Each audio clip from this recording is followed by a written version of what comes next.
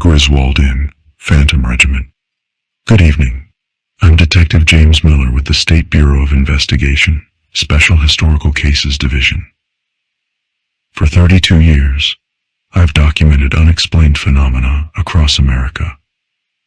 The cases that conventional law enforcement either couldn't solve or wouldn't touch. Tonight, I'm opening one of Connecticut's oldest unsolved files. What makes this particular case unique isn't just its age, but the consistency of reports spanning nearly 250 years. Detective James Miller's Case File, Connecticut 1776 GRS Date of Initial Report, March 15, 1776. Original documentation, status, unexplained.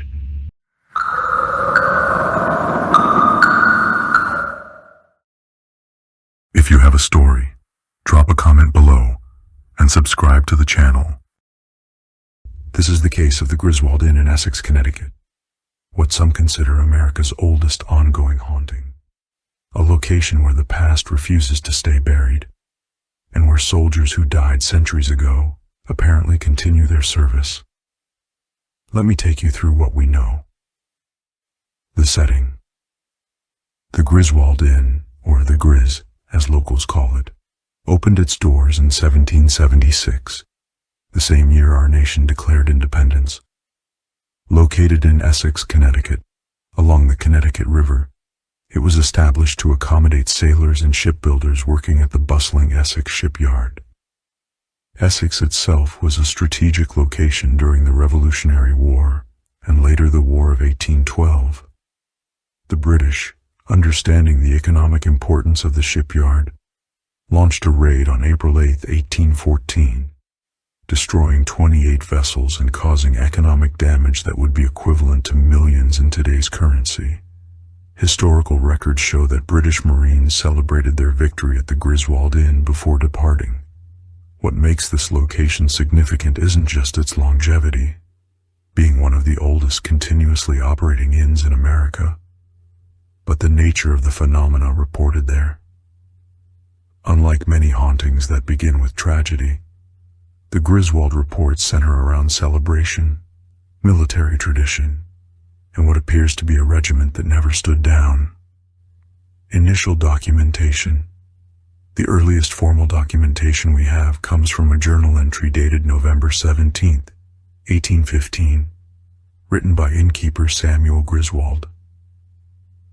Most peculiar occurrences this evening. Though we had locked up after our final patrons departed, I was roused from sleep by what I believed to be drunken sailors. Upon descending to investigate, I observed the taproom filled with what appeared to be British Marines in full regalia, though none had entered through the door. They raised glasses in toast, singing unfamiliar shanties. When I called out, they regarded me not, and within moments, faded from sight. The room was left in perfect order, not a chair disturbed, nor a drop spilled. This account is particularly notable for two reasons. First, it occurred just over a year after the British raid on Essex. Second, it describes what would become the signature manifestation at the Griswold. Spectral British Marines appearing to celebrate as if still on their victory tour. Pattern of incidents. What distinguishes the Griswold case from many other purported hauntings is the remarkable consistency in reports spanning more than 2 centuries. The manifestations follow specific patterns. 1. The appearances overwhelmingly occur between 9:00 p.m. and 2:00 a.m., with a statistical clustering around midnight. 2. They are most frequent during April, anniversary of the raid, and in December-January, traditional military celebration periods. 3. Witnesses describe not individual apparitions, but groups of 6-15 uniformed men. 4. The phenomena involve auditory components, military songs, toasts, and ceremonial language, even when visual manifestations aren't reported. 5. The temperature in the taproom drops between 8-12 degrees Fahrenheit during these events. From an investigative standpoint, what What's compelling is the specificity of details reported by witnesses who could not possibly have known the historical accuracy of their descriptions. Early 19th century British Marine uniforms, ceremonial customs, and even specific military songs described by witnesses have been independently verified by historical records that weren't publicly available when the reports were made. Key witness accounts. Let me share some of the most compelling testimonies from our files. December 24, 1857. Statement from Reverend Timothy Whitfield, visiting clergy. I sought lodging at the Griswold during my Christmas journey. Being a temperance man, I retired early while other guests continued their festivities. I was awakened near midnight by what I assumed was merrymaking below. Descending to request quietude, I observed a scene I cannot reconcile with reason. The taproom contained not the patrons I had seen earlier, but men in antiquated military dress, their manners and speech clearly not of our present day. Most disturbing was that I could see the wall behind them through their forms. When I approached, they vanished like smoke, leaving behind only a cold draft and the lingering smell of sea salt and gunpowder. April 8, 1905. Account from Elizabeth Thornton, barmaid. I've worked at the Gree for 6 years and never put stock in ghost stories. That changed tonight. While closing, I heard the front door open, though I'd locked it myself. The tap room filled with men in red coats with white cross belts. They moved about as normal men would, laughing and calling for drinks, but their feet made no sound on the wooden floors. One approached the bar where I stood frozen and attempted to place an order. His mouth moved, but his voice sounded distant, as though calling from across water. When I failed to respond, he seemed to notice me properly for the first time, looking confused. He turned to his companions, who all suddenly stared at me. Then, like a lantern being extinguished, they simply weren't there anymore. January 15, 1973. Police report filed by Officer Daniel Conroy. Responded to call about disturbance at the Griswold Inn at approximately 0:45 hours. Complainant, neighbor, reported loud military music and shouting. Upon arrival, observed no external signs of disturbance. Upon entering, witnessed approximately 10 to 12 individuals in what appeared to be historical reenactment costumes, British military, in the tap room. Subjects did not acknowledge verbal commands. When I attempted to approach the central group, all figures disappeared simultaneously. No exits were observed being used. Sweep of premises revealed no subjects matching description and no signs of recent presence. Disturbed dust, movement of objects, etc. Temperature in tap room recorded at 52 degrees F despite thermostat setting of 68 degrees F and functioning heating system. October 29, 2018. Digital audio recording, paranormal investigation team, partial transcript. Recording begins at 23:17. Investigator 1. Temperature dropping again. We're down to 54 degrees. Investigator 2. EMF spiking to 4.2 on the meter. Sound of glass clinking. Investigator 1. Did you hear that? Nobody's touching the glasses. Unintelligible male voices in background. Sound quality distorted. Investigator 2. I'm getting multiple figures on the thermal imaging camera. Count of 9 distinct heat signatures forming by the fireplace. Loud sound of multiple voices singing. Words unclear, but rhythm consistent with Heart of Oak. British naval song from 1760s. Investigator 1. Jesus Christ, they're everywhere. Recording equipment fails at 23:24. Resumes at 23:39. Investigator 1. Just disappeared. All of them. The equipment's back online, but they're gone. Physical evidence. Unlike many paranormal cases, the Griswold phenomena have produced limited but compelling physical evidence. 1. Thermal anomalies. Consistent cold spots documented in the taproom during manifestations, recorded by both analog and digital thermometers across decades of documentation. 2. Electromagnetic irregularities. Modern investigations have recorded significant EMF, electromagnetic field, fluctuations during manifestation periods. What's notable is that these readings follow patterns inconsistent with electrical system interference. 3. Photographic evidence. While most photographs show only orbs or mists typical of contaminated photography, a series of 3 photographs taken in April 1962 by historian William Coventry show what appears to be a partial manifestation of uniformed figures. Analysis by the SBI Forensic Photography Unit in 1985 found no evidence of darkroom manipulation or double exposure. 4. Residual materials.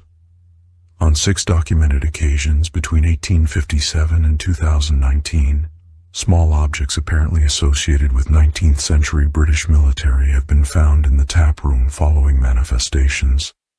A brass button, clay pipe fragments, a naval coin dated 1810, and most interestingly, wet footprints containing trace amounts of salt consistent with Atlantic seawater. 5. Audio recordings. Multiple EVP, electronic voice phenomenon sessions have captured voices using military terminology and period-specific language from the early 19th century, including references to specific officers and ships documented in British naval records from the 1814 raid. Historical investigation.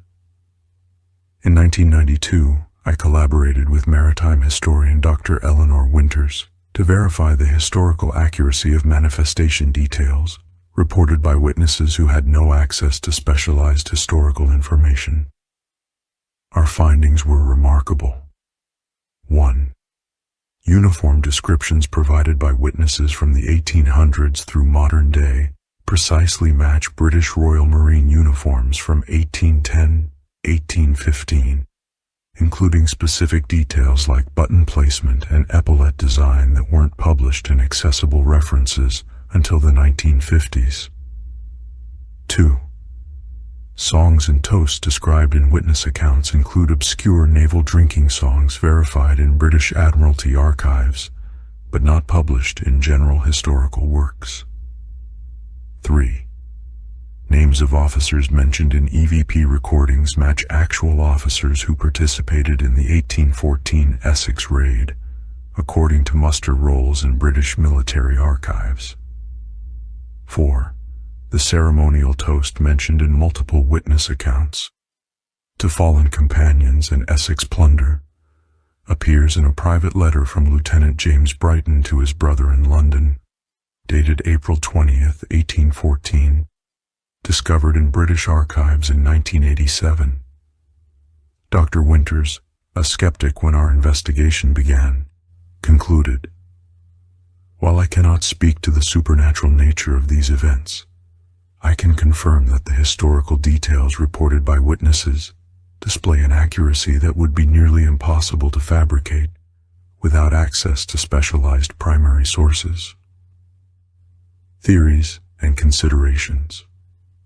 From an investigative standpoint, several theories warrant consideration. 1. The residual haunting theory. The most scientifically approachable explanation suggests that intense emotional events can somehow imprint on physical environments, creating a recording that plays back under certain conditions. This would explain the repetitive, non-interactive nature of many manifestations at the Griswold. 2. The temporal loop theory. Some theorists propose that under specific conditions, weaknesses in space-time may allow moments from different periods to briefly overlap. The consistent timing of manifestations, April 8 to 10, December 20, January 5, might support this theory. 3. The unfinished business theory. The traditional paranormal explanation suggests that these British Marines remained bound to the location due to unfinished ceremonial business, or because their sudden departure from American shores shortly after their celebration left some psychological need unfulfilled. 4. The psychological suggestion theory. Skeptics propose that the Griswold's well-known history creates powerful suggestion that influences visitors to misinterpret normal stimuli as paranormal events. What makes the Griswold case particularly compelling from an investigative standpoint is how it resists this last explanation. Many witnesses had no prior knowledge of the inn's haunted reputation, yet provided historically accurate details they couldn't have known. Recent developments. In the past decade, new documentation methods have added to our understanding.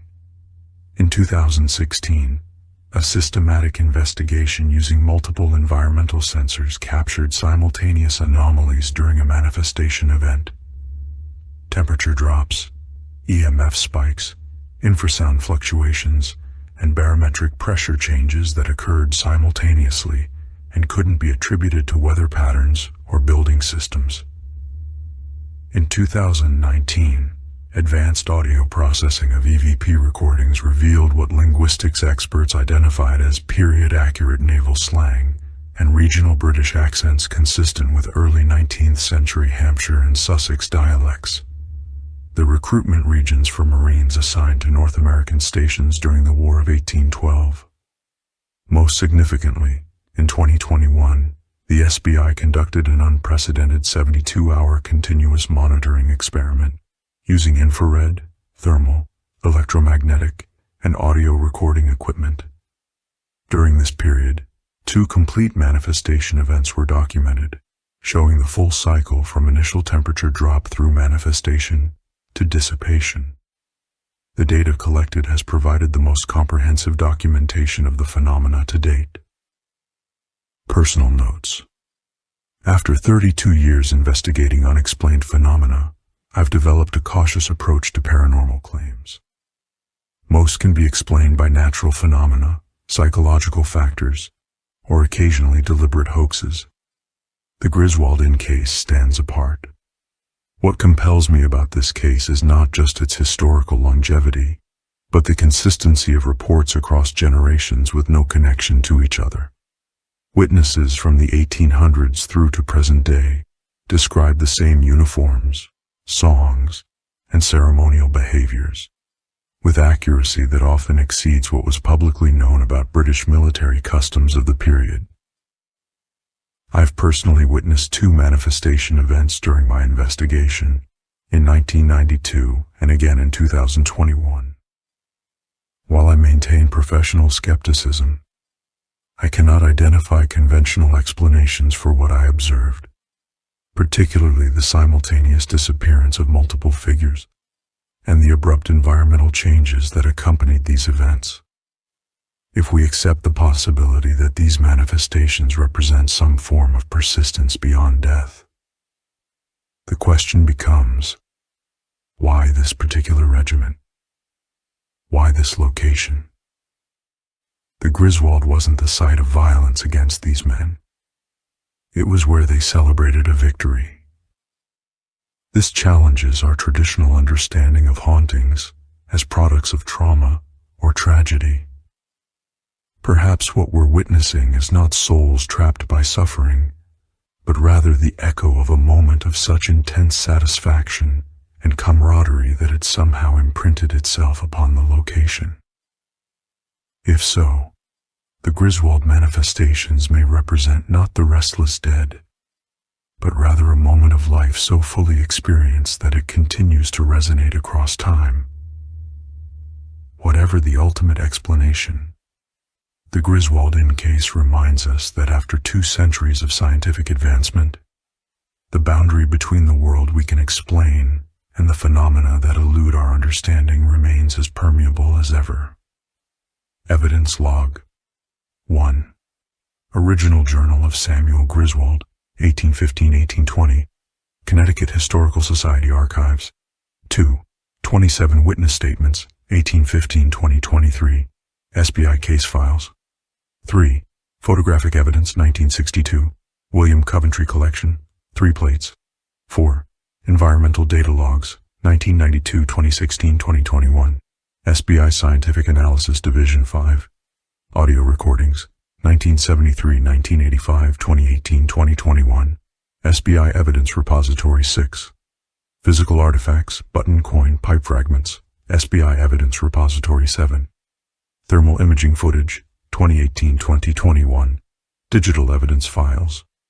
8. Comparative Historical Analysis, Dr. Eleanor Winters, 1993, published in Journal of Historical Anthropology.